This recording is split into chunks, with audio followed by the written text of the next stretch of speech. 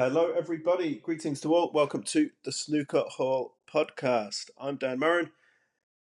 The Tour Championship 2025 is in the books. The top 12 players of the season competed in Manchester for the final event before the World Championship. There were some close matches, there were some thrashings, but after all the action, John Higgins lifted the trophy and took home a winner's purse of 150 big ones. To help me analyse the tournament, I'm joined by a previous guest. He's a friend of the show, an award-winning journalist, and the man behind SnookerChat. Nigel Slater returns to the Snooker Hall Podcast. Nigel, it's good to see you. How are you? I'm good, thank you, Dan. How are you? Good to be back. Nice to have you back, and I'm very well, thank you. Very well. Yeah. Thank you for inviting us. Did you see a lot of the Tour Championship? Yeah, I watched quite a bit of it. It was quite a strange tournament in a way, wasn't it? It had a lot of newsworthy incidents in it, a lot of strange scorelines. But yeah, a wonderful final to end it, and probably one of the best finals of the season, surely. I'd agree. Yeah, that was a good one. Two players going on good runs. So Mark Selby won, 7 frames in a row? Then John won 5 in a row. Yeah. So Brilliant counter to watch. dominance. I think maybe a couple of years ago, or certainly last year, Higgins may have just gave in on that one. You know, but there seems to be a fresh determination about John Higgins these days, and I think winning the World Open was huge for him, and he's taken that on, and yeah, it was a brilliant final. What was it, 8 centuries in that final? I think that was a joint record, wasn't it? Which is crazy. The standard. Even the frames that didn't have a century were compelling to watch because of just the tactical nature of them two high quality players. So, yeah, a fantastic final. I'm glad it went not quite all the way, but it certainly was very close. 10-8. I don't think many snooker fans can complain about that. Well, if anything, I'm probably pleased that it didn't go to a decider, because a decider would have been even more tough to take for the runner-up. These 10-8, it's like, well, I needed to do a little bit more. But at 10-9, that's a tough one. Because we saw it with Judd and Kyra recently. And you feel bad for whoever comes out on the wrong end of that, as John himself did a couple of years ago from a pretty imperious position. 9-4 up, was he? And lost 10-9? Yeah.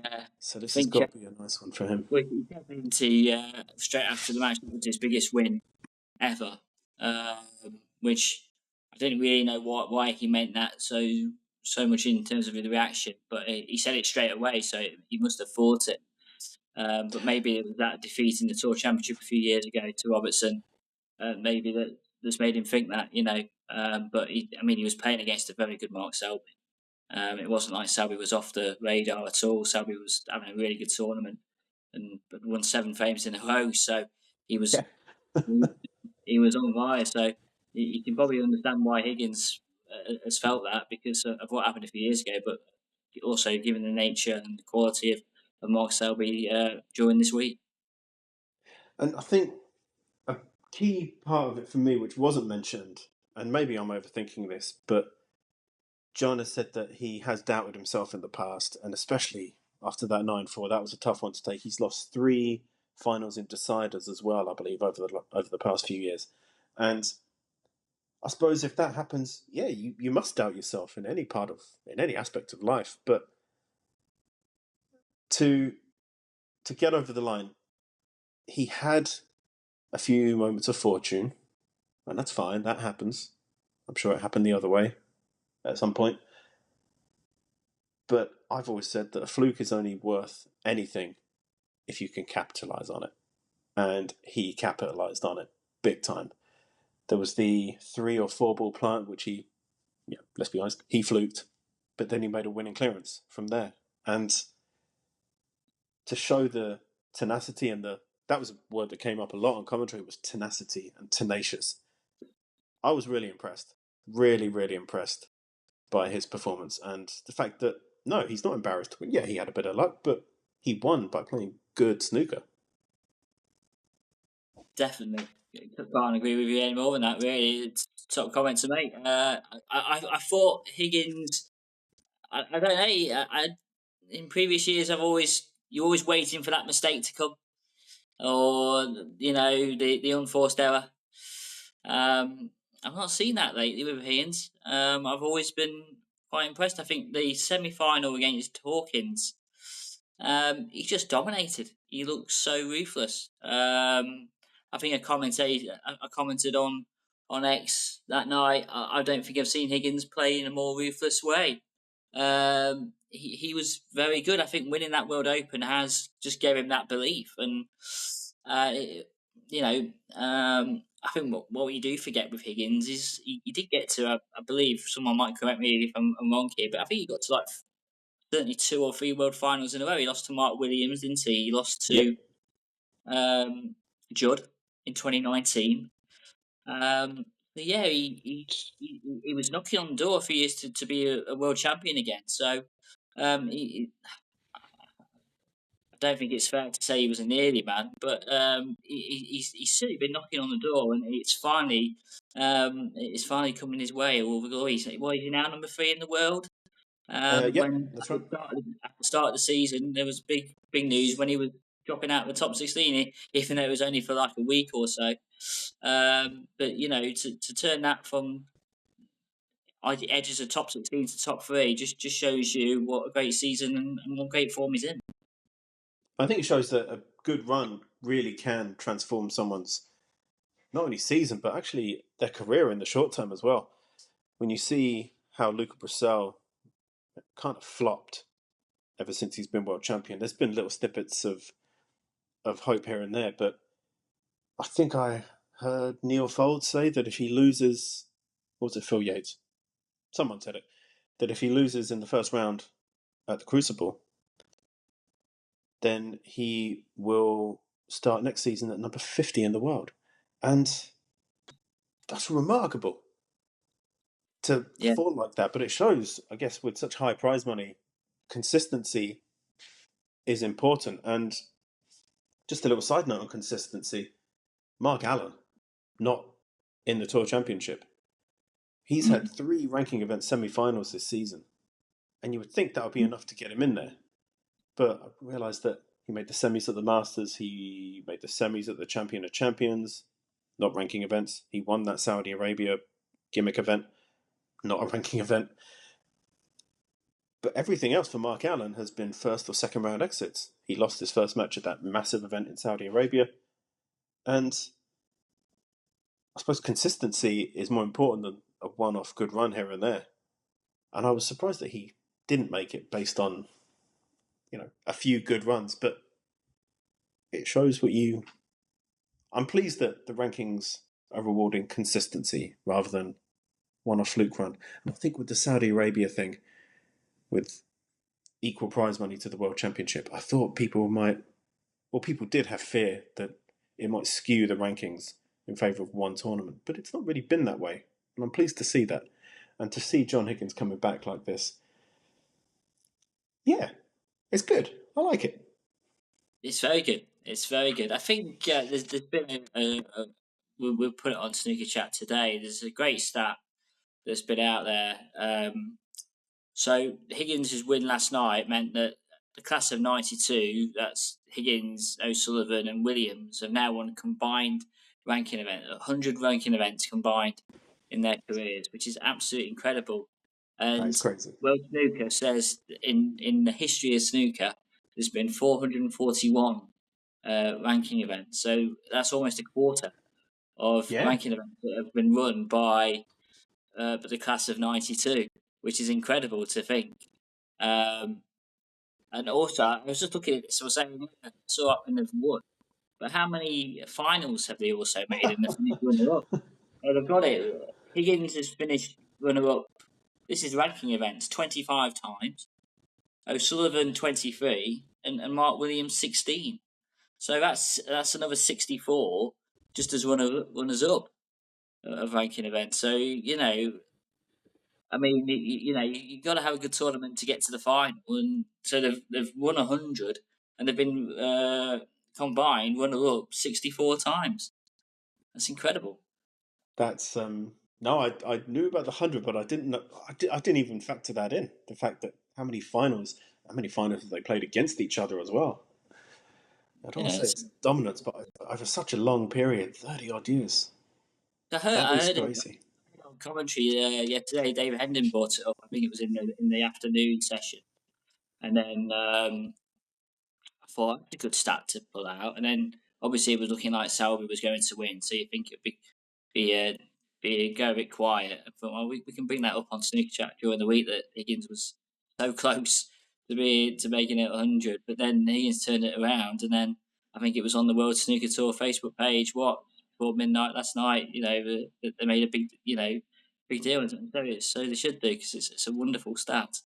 I think someone commented today that it'll be talked about in every match they play now, and they won 100 matches altogether. But yeah, um, deserved really, and what a wonderful stat that is, and it just shows you their legacy in the game, and that will never go away.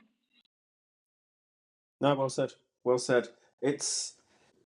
I don't know. It's so hard to put into words because each of them have gone through periods where you think they're done. But Mark Williams was the defending champion at the Tour Championship. John Higgins is now the defending champion. Ronnie O'Sullivan, if he does play at the World Championship, you can never write him off. He will be a threat. And at that age, it's just remarkable. And I suppose when we speak about the age of sports people, I remember Andy Murray losing the Wimbledon final. So this would have been 2012. Yeah, And Roger Federer had turned 30.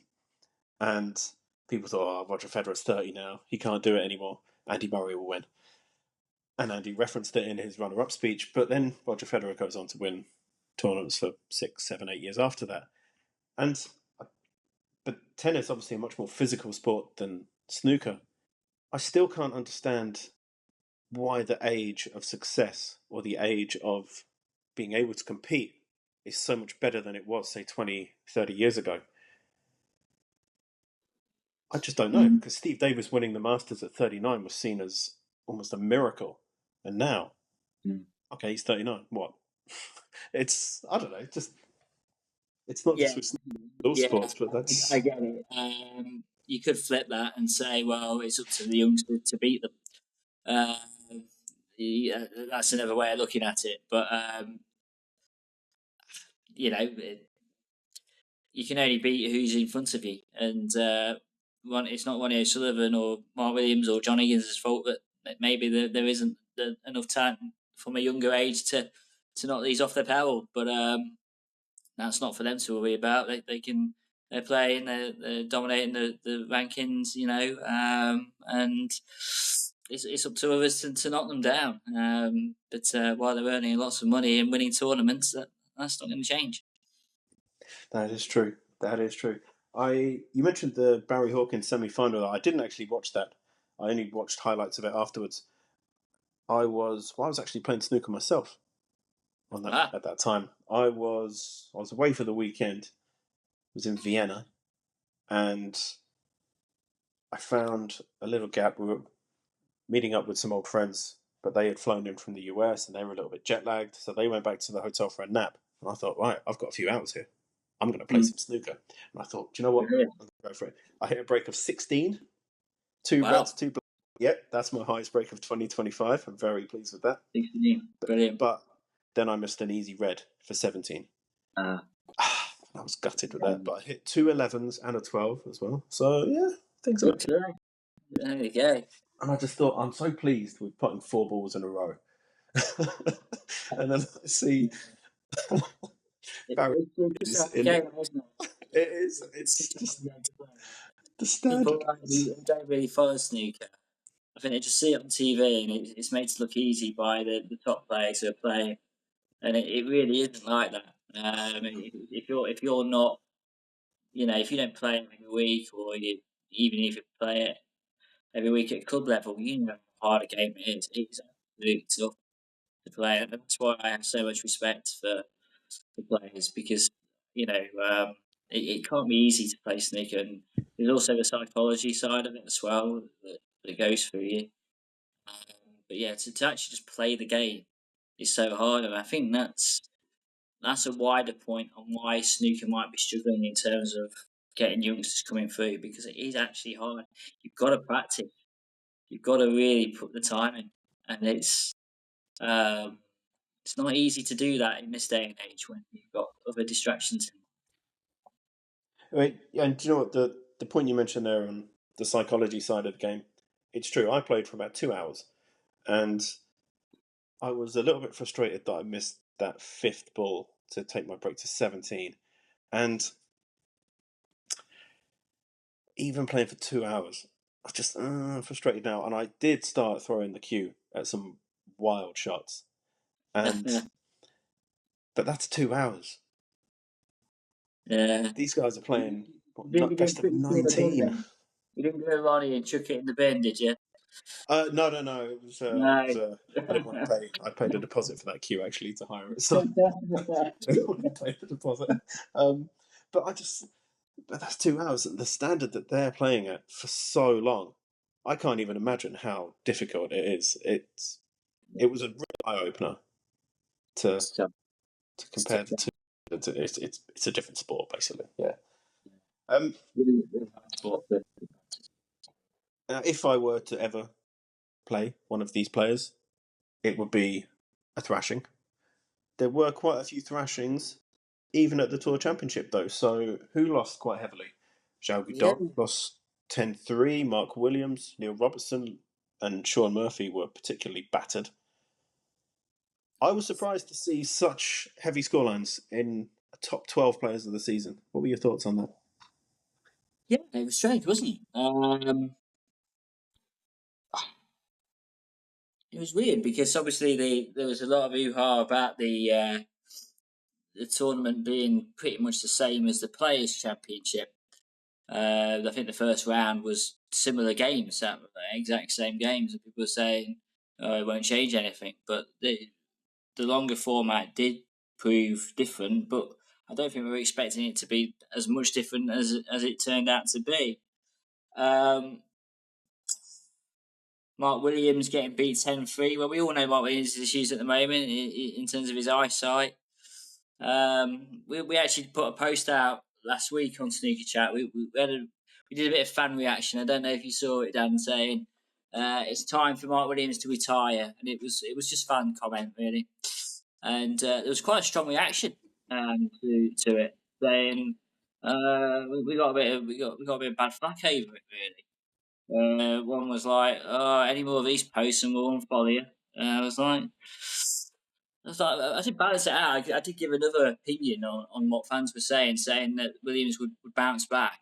So it wasn't just like he's going to retire. He should retire and that's it. We did give a different view on it. We did balance it out and did a fair job. But people just didn't like it. But Williams is struggling. He's got eyesight problems. It'll be interesting to see if he turns that around quickly at the Crucible. There were a couple of 10-1s, wasn't they? Yeah. Harry Hawkins and Sean Murphy, which I didn't expect. Completely. I didn't expect that at all. And what was the other 10-1? It was Mark Selby Selby, Robertson. Neil Robertson, yeah. Robertson. I mean, who would have thought that? I mean, I'm not a betting person, but you probably wouldn't have betted 10-1 before the match started. But yeah, I mean, Robertson put on X that he had a bit of an illness that he's looking to recover from. So we wish him well with that. But yeah, it's still very surprising scoreline. I think it was great that Robertson, because he said he was thinking about withdrawing halfway through because of the illness he had. But I think Selby was playing so well that it wouldn't be fair to him to withdraw. So I thought that was showing a bit of class from Robertson. But yeah, surprising. And then the semi-final, we got a 10-2, didn't we, with Ding? Yes. Selby and Ding. Selby won the quarter-final 10-1 and he won the semi-final 10-2. 3 frames. Yeah, incredible, really. I mean, I was speaking to you before we started here about, I think the Tour Championship summed up Ding Junhui brilliantly. Yeah, we all know that Ding's got the talent and he can. He's the international championship winner. His legacy in the game is brilliant. He's won so much. But I mean, at the start of his first round game with Mark Williams, I was watching that, and Hendry said at the halfway stage, Ding looks disinterested, doesn't look like he's up for it. His body language is all over the place. And I felt I agreed with him. He did look a bit all over some of his shots, but then he goes on to win 10-3. So he can't be playing that bad. Yeah, it's not bad. And then he beats the world champion, Kyron Wilson, 10-5. Not just a little bit, but that's a comfortable win, 10-5. So then he comes up to against Selby and he gets hammered 10-2 in the semis. And I think I made the point that even in the last phase, he was on a 1-4-7. He decides to go for it, loses position. He ends up losing the fame. Selby made a wonderful 70-odd clearance. So it just summed up Dijon Wee's inconsistency, really. 1 minute he's hot, 1 minute he's cold. You never know with him. So, I think the Tour Championship produced some strange moments, didn't it? Yeah. This Neil Robertson one is, for me, the most interesting of them all, actually. Because I think he has been hot and cold as well, actually. Now, he's won 2 tournaments this season, 2 ranking events anyway. And he won the English Open. He took a big lead in that final against Wu Yiza. And I'm not going to say he was lucky to get over the line there, but he did have luck to make it 9-7 in the end. It could easily have been 8-all, and then the pressure's big time on him. But he managed to get it done, fine. But I wasn't impressed with the way he played in that final. I thought he was negative. I thought he basically ground out the victory rather than Neil Robertson did. Neil Robertson, we know, is a long putter. His break building is up there with the very best in the game. But he hadn't been showing that earlier in the season. I just thought, these matches are not interesting to watch. I don't want to say it, I was kind of bored watching Neil Robertson's matches because there was no attempt at positive, aggressive safety play. It was just dump shot, containing safety shot, dump shot. It was kind of a dirge to watch. But he was getting some results. And then it really turned on maybe a month or 2 ago. And obviously I saw him win that final 10-0. He didn't look like missing. Even when there were long parts, difficult shots, he was tight on a cushion. He just looked back to his best. But then you see him perform like that, and okay, if he's ill, if he's got flu, whatever, okay, that's going to affect your performance. But for it to be such a difference is incredible. But this was not good from Neil Robertson in terms of on the table. Compared to what he's been producing recently, he just looked completely out of sorts. And that's concerning in the lead up to the Crucible, because for years he's been one of the favourites, and I don't know, maybe the pressure has got to him. But now that he's not amongst the favourites, he doesn't have to qualify this year actually, now that he's not really amongst the true favourites for the tournament, maybe it might be an opportunity for him. But if he's playing like that, then maybe it's cause for concern. Yeah, I don't know about really, because how much weight do you put on the Tour Championship towards going to the Crucible? I mean, I don't know. I think the Crucible is a completely different event, really. But yeah, it's not the defeat to have going into the World Championship. Certainly, you don't want to be beaten 10-1. I think Robertson has turned around his season brilliantly. I think if you look at where he was at the start of the campaign, he was outside. Let's be honest, last season was his worst ever season for years. So he's done really well to turn it around. He's back in the elite. We've done some stuff about Neil Robertson, and I think Joe Perry, his coach, deserves huge credit. I think they've got it's not a matey relationship they get on, and I think Robertson's valued that. And I think Robertson said that relationship's going really well. it's showing in his snooker. With the World Championship coming up, I fancy Robertson to do well.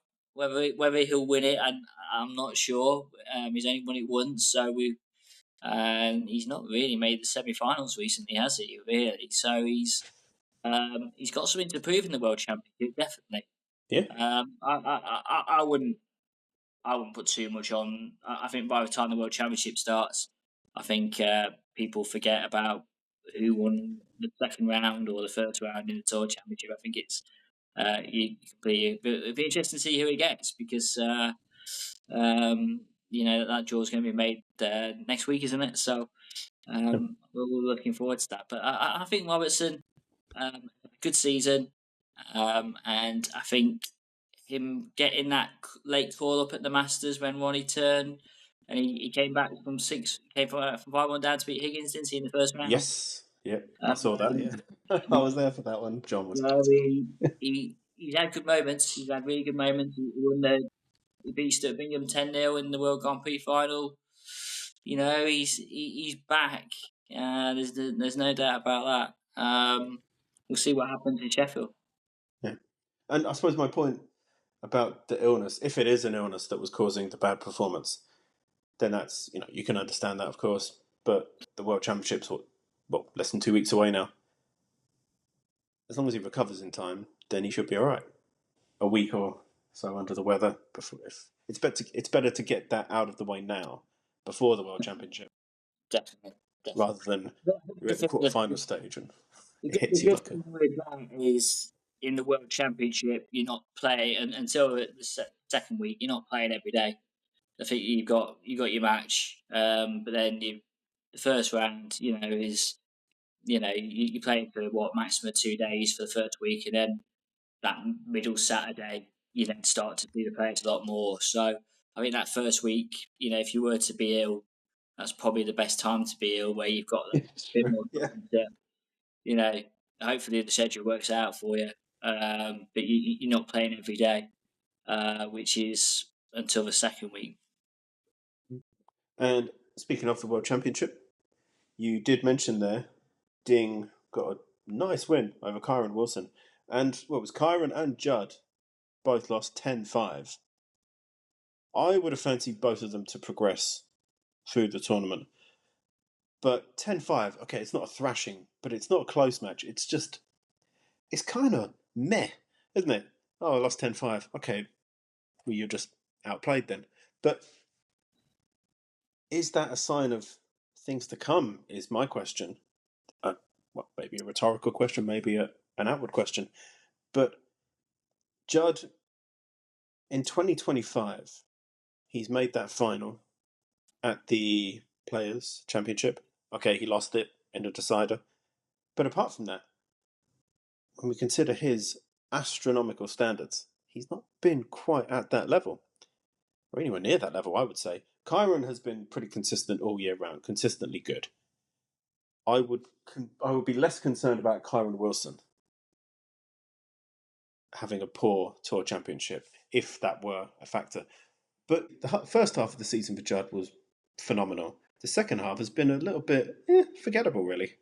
I know a lot of players would accept his results, but I understand what you mean. And I think it'll be interesting to see how Trump plays in the World Championship, because it's not his favourite event, is it? Let's be honest. He won it in 2019.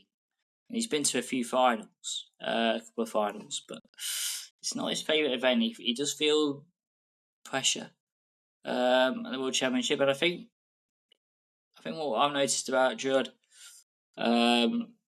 is, when he's won these finals, he's kind of just been the dominant player. He's pushed through. Wilson's actually shown what you can do against him. I think Barry Hawkins, he could have pushed Judd a little bit more, couldn't he, in some of them in that UK final. So it'd be interesting to see how Judd plays this UK Championship, because don't forget he made his move to say, I'm not going to play in the Welsh Open or the Scottish Open because I don't want to be burned out. So it'd be interesting to see if he's saving some of that energy for the World Championships. But when you say that and you make it public that you're withdrawing, it then brings it to focus when you're actually there. So whether he's put some pressure on himself, I don't know. But who am I to say? Judd Trump's been a wonderful player, hasn't he, over the past few Yeah. years? He's dominated the game. Who am I to say if he's going to feel the pressure or not? But I just wonder if, don't forget, he's also got this, he's on 93 centuries. He needs 7 more to win this 100k bonus. So if he does win the World Championship and gets to 7 centuries, then that's a fantastic end to the season for him, isn't it? Yeah, and I was thinking that maybe obviously a massive bonus for him would have been having a good run at the Tour Championship. Getting a couple of centuries, you need 7. Okay, maybe you get 3 even. That takes so much pressure off when you get to the Crucible. But if you have a bad run, or if your draw works out badly, or whatever happens on the first day, maybe you're feeling under the weather on the first day, and you're not feeling it, those 7 centuries, that looks like a pretty difficult mountain to climb. Okay, if he makes it to the, you'd fancy him to make 7 centuries over 5 matches, of course. Because what is it to win? It was 71 frames to become champion. You'd fancy him to get 7 centuries out of 71 frame wins. But if he goes out in the first round, or if he struggles, it's not in the bag. But a few centuries in Manchester would really have taken the pressure off, I think. Whether that's on his mind or not, I'm sure being world champion is more important than this centuries bonus. But it's 100 grand. It's not peanuts. He'll want that, but he'll want the pride of it as well. We talked about this on SnookerChat the other week, and we said,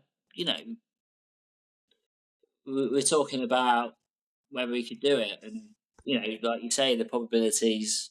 If you roll the dice, there's more chances he'll get there, and maybe not if he does well. But imagine if he got short on, he gets to 99, and he gets knocked out. So he falls on 99. It'd be. They won't give him 99 grand, will they? So. I don't think Snooker will say, "No, you can have your money." Will they? So. No.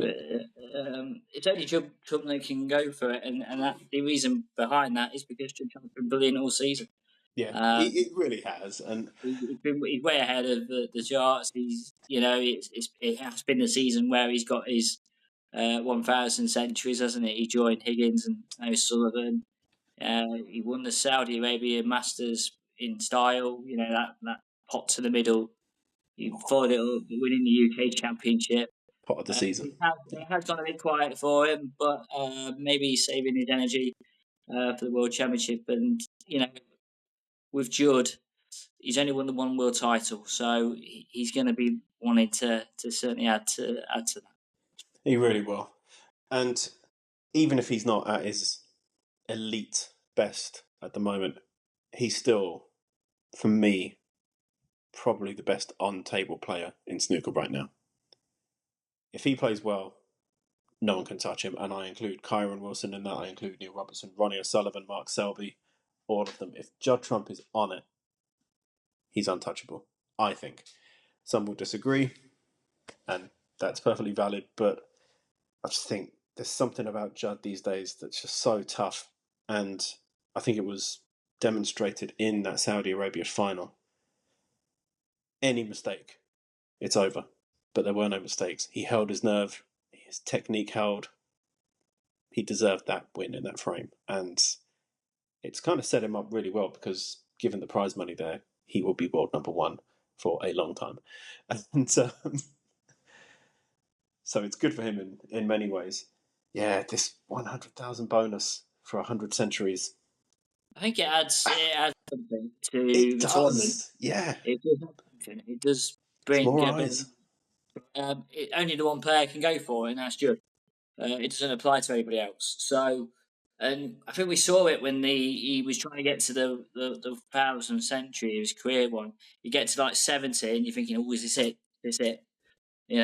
Winemakers are ready to type their stories.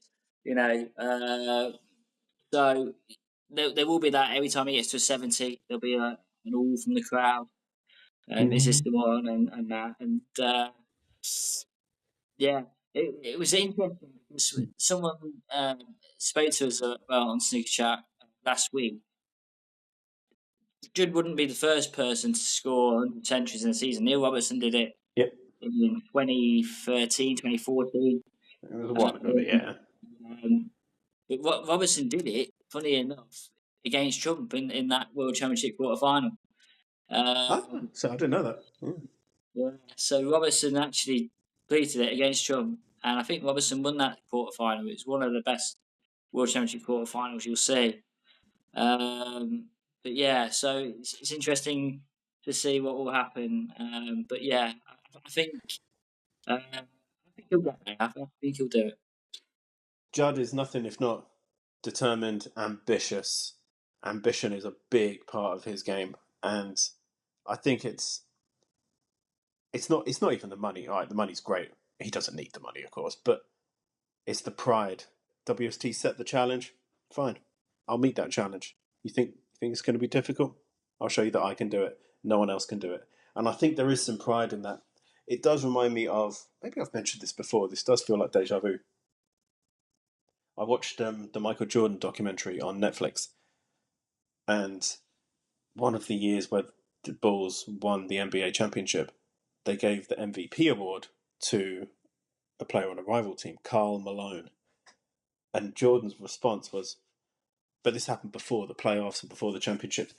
And his response to it was, right, you think Karl Malone's MVP? Fine, I'll show you. And it just added more fuel to the fire. But it was the fact that, no, there is an MVP trophy. I want it. It's mine. I deserve it. And I think it's the same with Judd. He has killer instinct, and you set a challenge for him. He's like, why would you set it if you don't think it's possible? It's possible. How many frames does a player play in a season? Hundreds. He can do it. He can do it. I think he will. It might just give him that motivation to go on and do it because he knows to get to that 7 centuries, he's got to play well.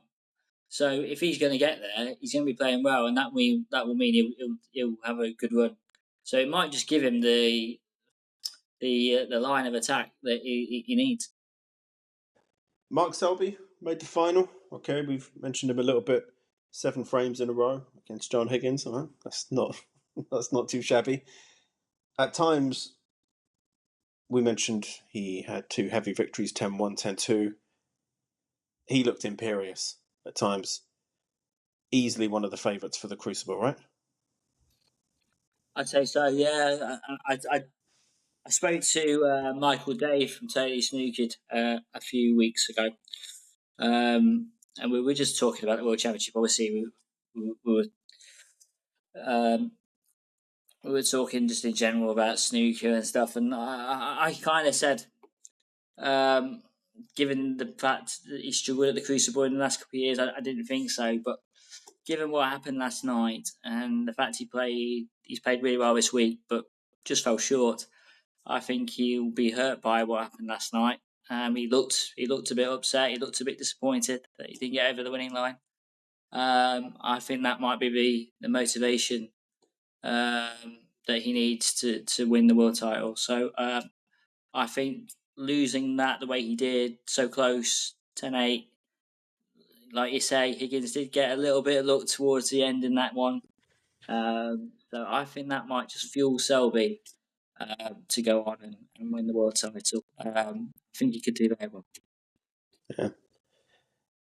He's one of my favourite players. I know he divides opinion. I was at the Masters back in January, and I spoke to a few fans outside, and they basically said that Mark Selby is their least favourite snooker player. And I just can't understand that, especially when you've got really unlikable players in terms of personality.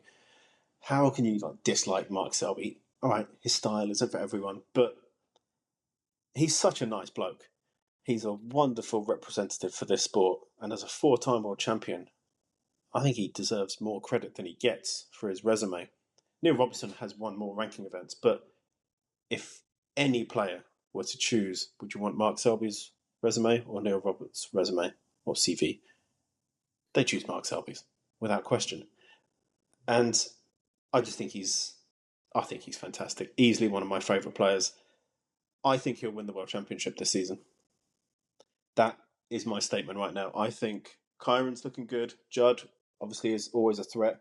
Mark Allen has been quiet, but easily one of the best players in the world. I think Mark Selby will do it this year, and that will put him on 5 World Championships. 5. Don't forget, there's. I'll talk first about your point about him being a nice bloke, and he always is open in media interviews, always gives an honest answer. Great for the game. We did a piece on SnookerChat, put a post out saying that some of his comments towards Ding Junhui before their semi-final, and Selby had said that Snooker owed a lot to Ding Junhui for taking the game, and I thought that was very classic from Selby. So yeah, really, I've interviewed him, always answered my questions with honesty. Really good. I think he gets the nickname Jester because when he was first time, you probably don't see it as much now, but when he was starting, when he was like, 10 years ago, he'd joke around the table, and he'd make people laugh, and I think that's why he's known as the Jester from Leicester. But yeah, he's not won the world title for a while. He won it at 21, 4 years ago after he lost to O'Sullivan in that semi-final, that incredible semi-final. Yep. And it's also worth remembering that this time last year, Selby did say he was considering his future in the game. Which Yep.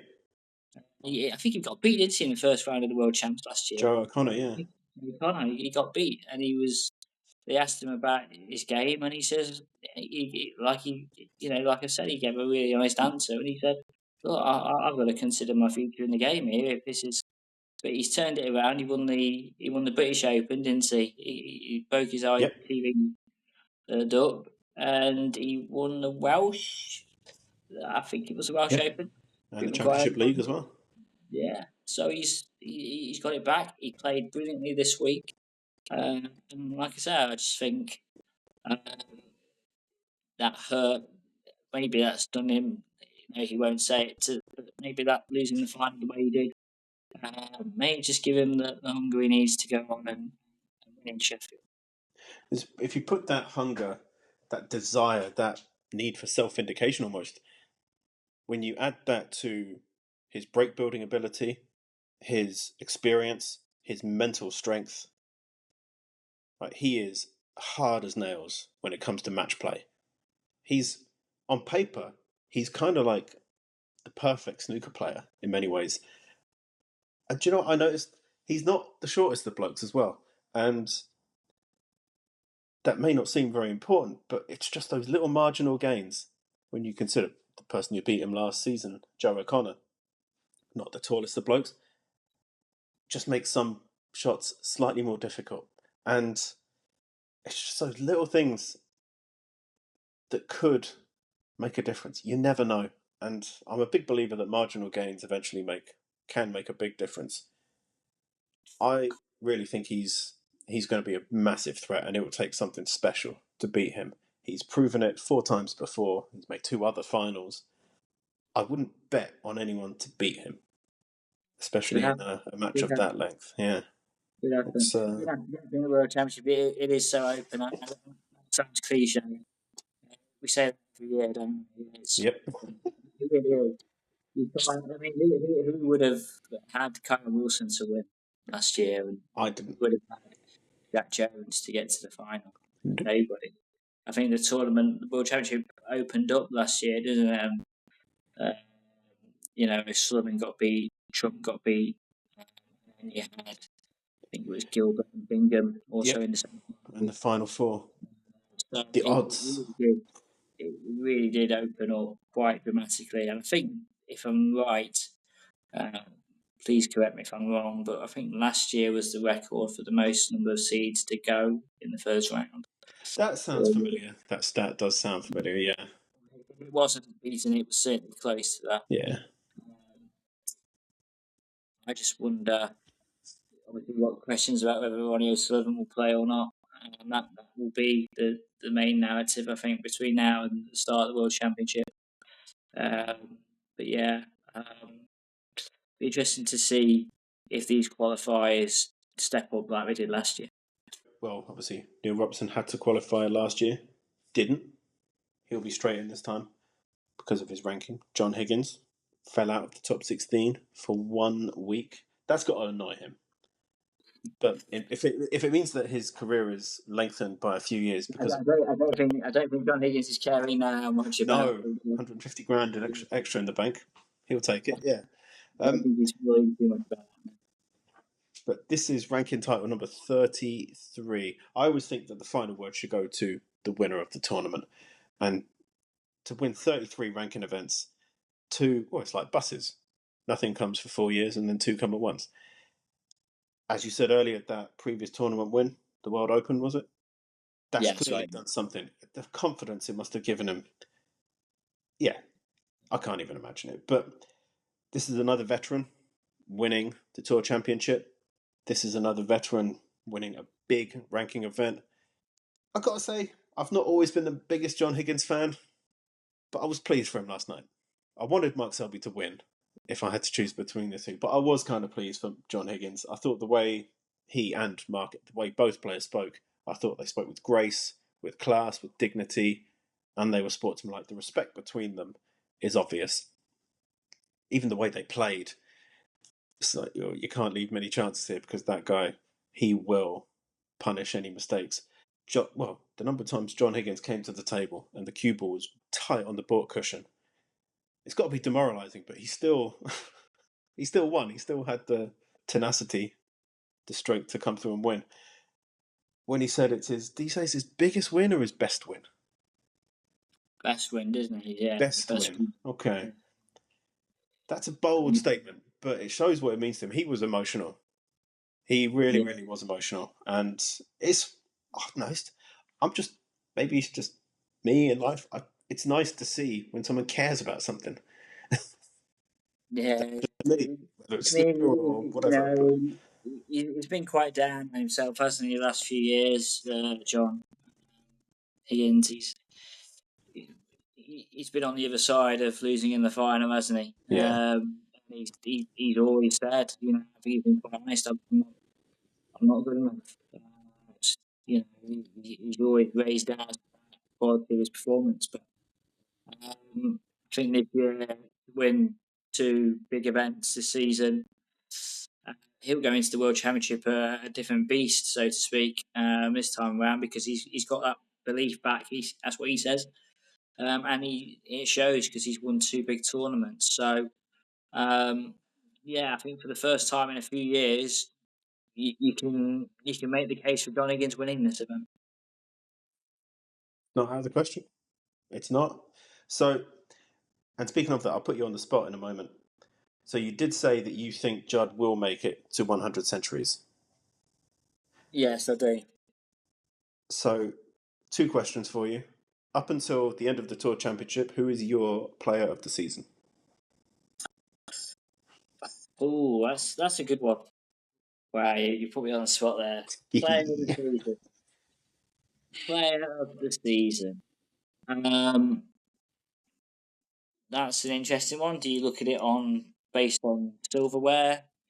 I think you've got to Kyron Wilson. If that's the case, Kyron Wilson has won 4 ranking events since being world champion. Yeah. You can't. He got to. Did he lose the Masters final? Yeah. He did. Yes. Yeah. An 8, so a close one. He could have won 4 ranking titles in the Masters. I think you've got to put Kyron Wilson as the player of the season. But what I will say is that there are others that stand out who maybe I certainly want to see more of Ruiza. I like him. Yeah. Very, very good talent. He is decent, yeah. Just worried that he's just gone off the boil at the wrong time. Maybe he would have taken that at the start of the season because he's playing a lot more these days. He just needs to get over the line. The English Open was fantastic. He got through, and the pressure was off him against Robertson. He was so far behind. He just went out and played his snooker. Yeah. And it turned out he could have won it.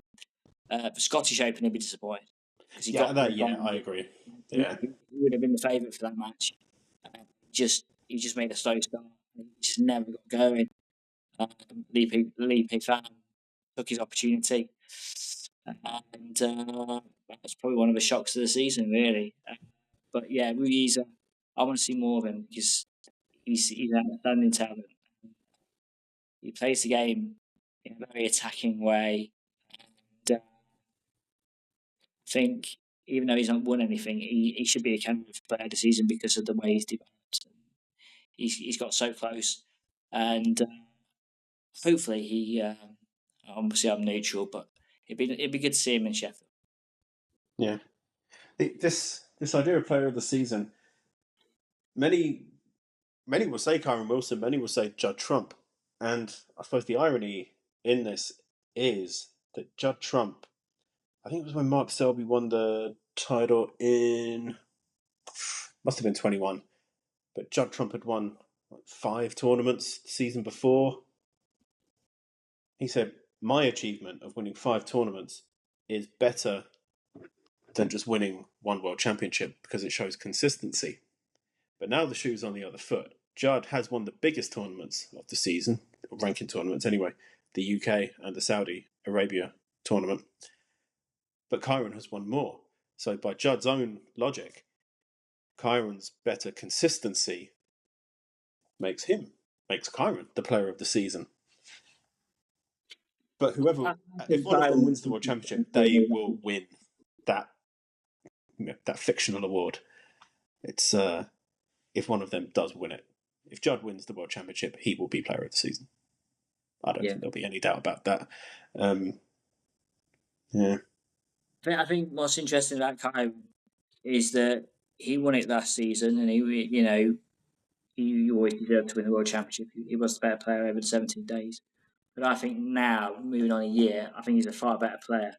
Yeah, he is. Than when he won 12 months ago. So he has been a great ambassador. He's been a great world champion. He's took it on board. He's played a game. I remember at the start of the season, there was a hoo-ha about I should be on the main table or not. And he went on TalkSport and said it, and there was a lot of hoo-ha about that. I think Sean Murphy got involved in that, and that was a bit of a talking point. But I think now, if you look at Kyron Wilson, he's a far better player. His game has gone to the next level, maybe even 2 levels.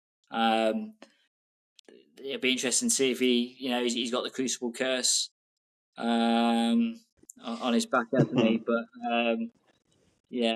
I tell you what, he's had a great season. To win 4 ranking events.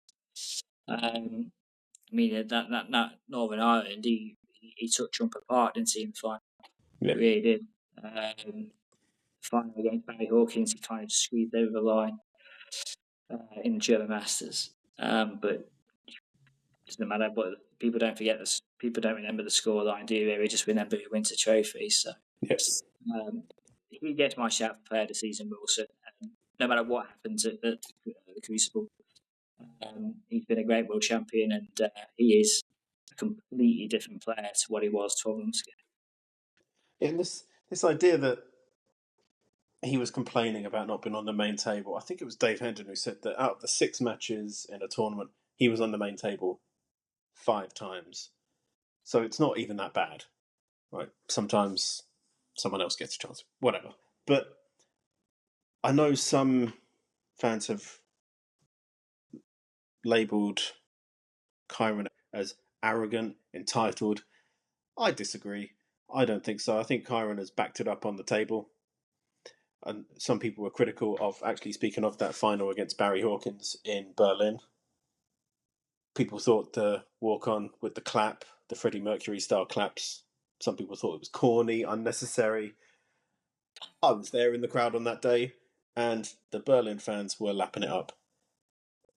It wasn't all right. And what did I say? I said, it was Freddie Mercury style claps, and Kyron Wilson is not as charismatic as Freddie Mercury, obviously. But you know what? He tried something. People liked it. If you don't like it, whatever, it's fine. It's not for you. But I don't know. He's happy to try things, and this idea of arrogance, I don't buy it. If he turns up at the Crucible and just assumes that he will win, that is arrogance. But he absolutely is not thinking that. He knows this is going to be the challenge of a lifetime. Maybe even tougher than winning the first one. We got a lot of comeback. Well, we got a lot of comeback on the German Masters final because we had tweeted or put a post out the week before because Wilson said after his Masters final loss, he said something along the lines of, it's a German Masters next week. I'm going to have to smash it in Berlin. Yes. And it's arrogance. I was, and he did. He won. He won in Berlin. So to make that statement and to back it up, I think shows unbelievable bravery. Really, imagine the headlines if you lost in the first or second round of that tournament. But he backed it up, and I think he's just you've got to have arrogance to say them kind of things. You've got to back it up. And he backed it up, and he's like I said, he's a far better player than what he was, and people would ask me a year ago, do you think Kyle Wilson can win multiple world championships? Probably a year ago, I'd probably say, well, he's won that one. I think that'd be brilliant for him. He'll never forget it. But now he's certainly got the game to win world championships, but that's because he's took the game to the next level. He's not just world champion and let that go. You could argue some of us have done the same. Have decided to just let it go and I'm world champion. That's it. He's not. He's not been settled. He's got a young family, and he plays for his young family. He always wants to better himself, and he'll probably be pushing now to be world number one.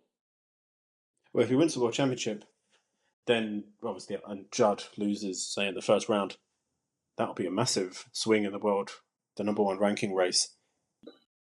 I said I'd put you on the spot, and I haven't quite yet. I did a little bit, but I'm really going to put you on the spot now. One name, who's going to win the world championship? That is the question, isn't it? I honestly do not know, is the honest truth. I have no idea who will win the world championship. But you put me on the spot, so I'm going to have to stick my neck out, really. So I just have a hunch that Neil Robertson will win the world championship. Okay. So this is a statement. On his main game, and I just think that he will do it. I don't know why. He could get knocked out first round, and he could come back to me saying, "What the hell were you talking about, Nigel?" But I don't know what you're talking about. I think he's got it back, and I think he's got a point to prove, and I think that I don't know. I just fancy Neil Robertson. Fair enough. Neil Robertson. I think Mark Selby's going to do it. Time will tell. Nigel, it's always good to get your thoughts on snooker. You know your stuff. You think about the game. I like your opinions. Thanks for coming on again. I really appreciate it. It's good feedback from the last appearance on the Snooker Hall Podcast, and clearly people liked what you had to say, so you're always welcome back here. Thank you very much. It's great to be able to talk about snooker, and it's an exciting time for SnookerChat at the moment. We're doing really well, so everyone enjoy the World Championship and have a great summer. See you soon, Nigel. Take care. All the best.